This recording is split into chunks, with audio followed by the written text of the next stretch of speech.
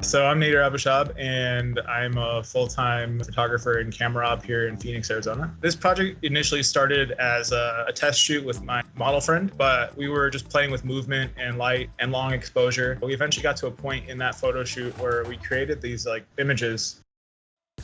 I love working with aerialists in particular. I saw all these movements that they were doing, basically these dances in the air that they were creating. I was inspired by inkblot Rorschach tests, and I started getting the idea of making an image that could be interpreted however the viewer could interpret it. Maybe one time they see a face, maybe another time they see an animal, or they see, an object that they're familiar with. The whole point of that was to let the viewer interpret the image as they would.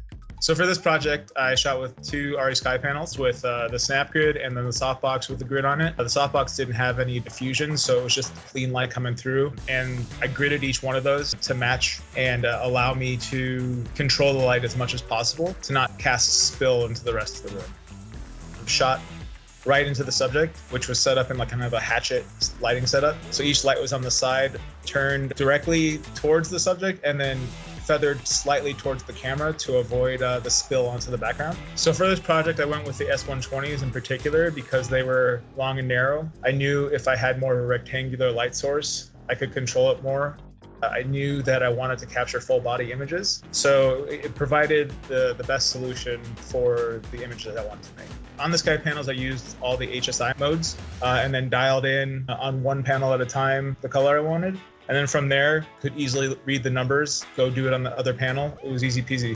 We were able to create images in the back of the camera that matched the mood that they felt that they connected with.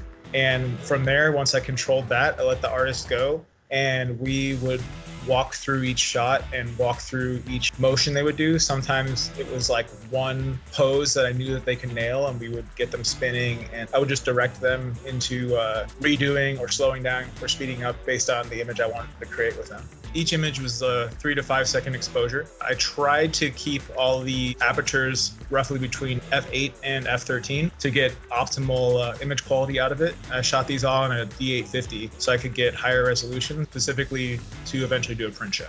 The series currently consists of 10 final images. Personal projects really stimulate your own creativity. I definitely recommend jumping into a creative project on your own that has no motive behind it other than the creative process.